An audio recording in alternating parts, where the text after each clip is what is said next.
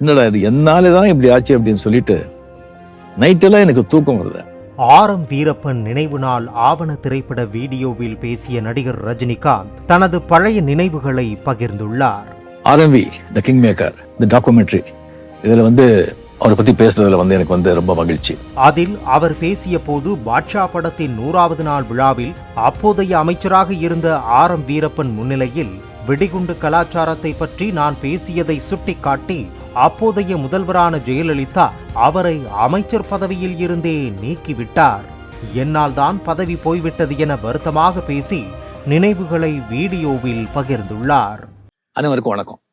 RMV the king maker the documentary, இதுல அவரை பத்தி பேசுறதுல எனக்கு ரொம்ப மகிழ்ச்சி. ஸோ எனக்கு ரொம்ப நெருக்கம் மரியாதை கொடுத்து என்னோட அன்பா என் மேல அவ்வளோ அன்பா காட்டணும் ஒரு 3-4 பேருங்க.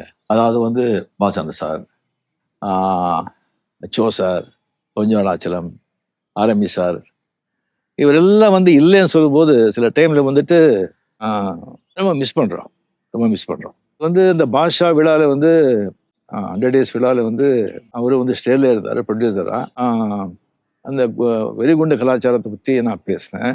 எனக்கு அவ்வளோ பேசியிருக்கேன். அவரை வச்சுட்டு மினிஸ்டராக வச்சுக்கிட்டு அதை பற்றியும் நான் பேசக்கூடாது. அந்த அளவுக்கு அப்போ எனக்கு ஒரு தெளிவோ இல்லை ஒரு இதோ இல்லை.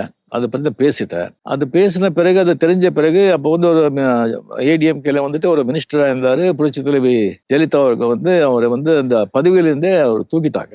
மினிஸ்டர் பதவியிலிருந்து தூக்கிட்டாங்க. எப்படி அது நீங்கள் ஸ்டேல இருந்துட்டு ரஜினி வெடிகுண்டுகளை பற்றி அந்த மாதிரி நம்ம கவர்மெண்ட் அகேன்ஸ்டா பேசினா இப்படி நீங்க சும்மா இருக்க முடியும் சொல்லி அவங்க தூக்கிட்டாங்க. அது தெரிஞ்ச உடனே எனக்கு அப்படியே ஆடி போச்சு. எனக்கு என்னடா இது என்னால தான் இப்படி ஆச்சு அப்படின்னு சொல்லிட்டு நைட்டெல்லாம் எனக்கு தூக்கம் வருது. ஃபோன் பண்ண நைட் அங்கே யாரும் எடுக்கல. மார்னிங் ஃபோன் எடுக்கும்போது இந்த மாதிரி நான் எக்ஸ்ட்ரீம்லி சாரி சார், இந்த மாதிரி பண்ணி ஆயிடுச்சு, என்னால தான் ஆச்சுன்னு சொன்னா அவர் ஒண்ணுமே நடக்காத மாதிரி, அதை நீங்க விடுங்க, நீங்க அதை பத்தி ரிசீவ் பண்றீங்க, அதுவும் என்ன அது, ஐயா நீங்க மனசுலேயே வச்சுக்க வேண்டாம், நீங்க விட்டுடுங்க, நீங்க ஹாப்பியா இருங்க, என்ன ஷூட்டிங்கு அப்படின்னு சாதாரணமா கேட்குறாங்க.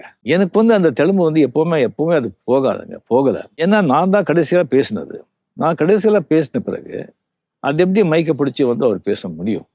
மதிப்புக்குரிய சிஎம் ஜெயலலிதா அவர்களுக்கு எதிராக நான் ஒரு குரல் கொடுக்கறதுக்கு சில காரணங்கள் இருந்தா கூட இந்த காரணம் ரொம்ப முக்கியமானது. அதுக்கப்புறம் அவர்கிட்ட நான் சொல்லியிருந்தேன் போன்ல, நான் வேணும்னா அவர்கிட்ட நான் பேசிட்டா இதை பத்தி சொல்லும்போது, ஐயோ வேண்டாம், அந்த அம்மா வடிவத்தை சேஞ்ச் பண்ண மாட்டாங்க, நீங்க பேசி உங்க மரியாதை இங்க இழுக்க வேண்டாம், அப்படி நீங்க சொல்லி நான் அங்கே போய் சேர வேண்டிய அவசியம் இல்லை, நீங்க விட்டுடுங்கன்னு சொன்னாங்க. அந்த மாதிரி ஒரு பெரிய பெரிய மனிதருங்க, king maker, real king maker.